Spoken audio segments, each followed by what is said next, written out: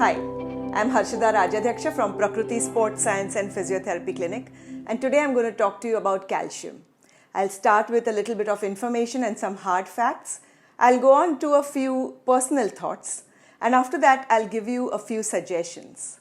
I think nutrition is a very confusing topic, and because so many of us have lost touch with natural foods, real foods, and intuitive eating, and also we are bombarded with so much information that I think we sometimes overthink nutrition. Please remember that these are only my views and musings. I think everybody knows that calcium is important for bone health. But do you know that calcium is so vital for almost every function in the body that bone health is actually its least important function? Calcium is required for each and every muscle contraction, which means we couldn't move without calcium. Calcium is required for the beating of our heart and also for blood clotting, which means that we wouldn't be alive without calcium. And calcium is also required for nerve conduction, which means we wouldn't be able to feel anything or do anything at all without calcium. So that's why bones are actually just the calcium bank of our body with a fitted ATM. It releases calcium into the bloodstream as and when required throughout the day if we do not get enough from our food. So how much calcium do we actually need from our food every day? Children have growing bones and they are also building up their calcium stores in their bones. So they need to have more calcium per kilogram of their body weight.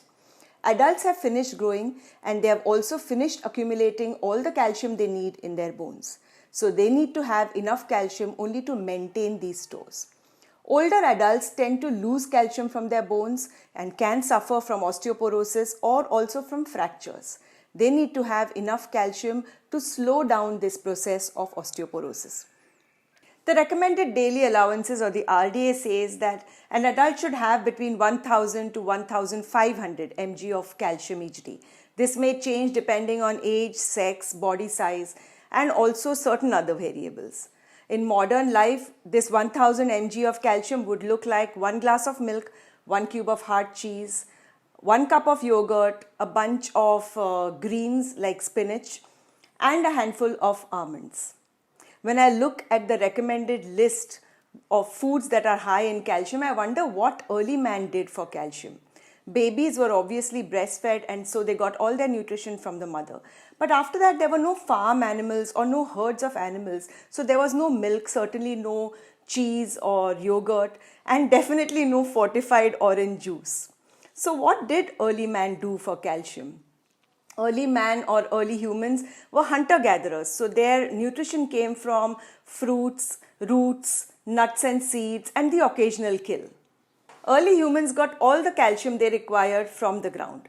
Calcium is actually one of the most abundant minerals on this earth, and everything that grows from the ground has it. They also got enough sunlight, enough vitamin D, and we know that vitamin D is required to process and store calcium in the bones. They were also active throughout the day using the muscles, creating that tension on the bones, which is also required to stimulate the bone to collect and keep calcium or store calcium.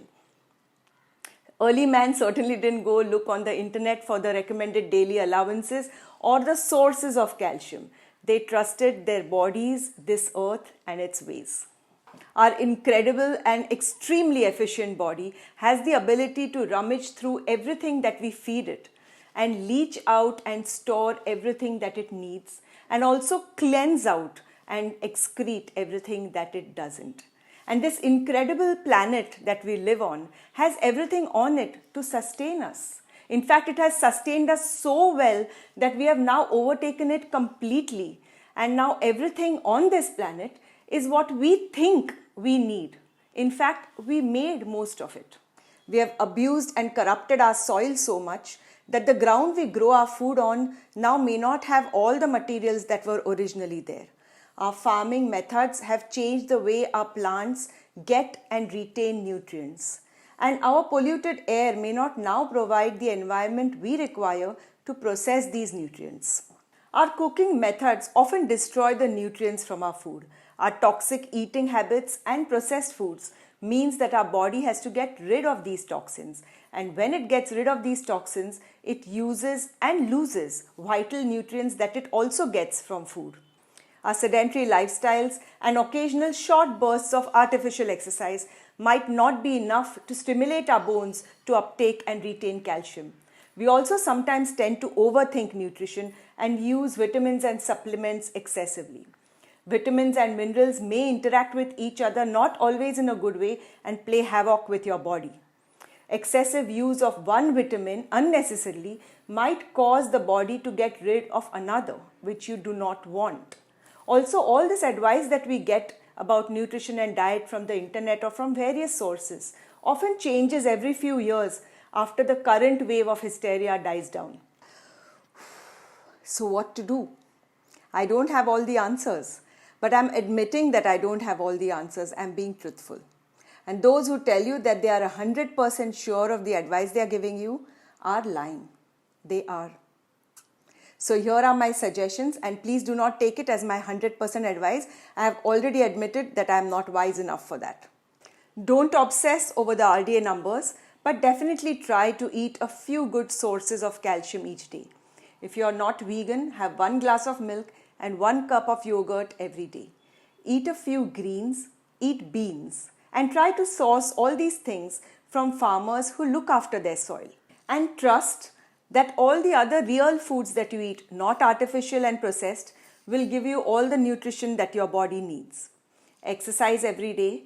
Try to load your joints and your bones. Use all your muscles. And besides this, try to stay active throughout the day like we were meant to be. Get some sun every day. And if you cannot for some reason, then use a supplement of vitamin D. If you are above 40, if you have a poor diet, or you need it for any other reason, then use a small calcium supplement, about 500 mg a day. Please consult your doctor before doing this. Do not overdo the supplements or take unnecessary vitamins. Like I said before, we do not know everything there is to know about the way our body functions, especially at the microscopic level. Research is ongoing, and there are a few very qualified people who have a better idea. But believe me, the regular dietitians and doctors that you go to, including me, have no clue. So trust your body and use it the way it was meant to be used. Going back to our discussion on early man, did they suffer from brittle bones or suffer fractures later in life because of low calcium stores in their bones? Like I said earlier, bones are the calcium bank of our body. And if all goes well, there's enough calcium in this bank to last us till at least midlife. It was a tough life back then for early man, and I do not think they had a really long lifespan. But even if they lived for 50 or 70 years, they had a really active lifestyle and lived in a nutrient-rich environment. So I do not think they used that much calcium from their bone banks. Even in today's times, osteoporosis actually doesn't affect us till the age of 40 or 50, that is midlife. Modern medicine has increased the lifespan, and that is the reason that we now have to worry about osteoporosis. The only way we can ensure our quality of life is by incorporating healthy lifestyles. And that is all for today, and here is my disclaimer, especially for today's video. These are only my thoughts, my views and musings. This is not specific advice for you. If you need more specific advice, please go and meet your doctor. And yes, please do not forget to follow us on Facebook and Instagram. Do subscribe to our YouTube channel and share this content with everybody you know. Thank you for listening. Bye for now. Stay safe.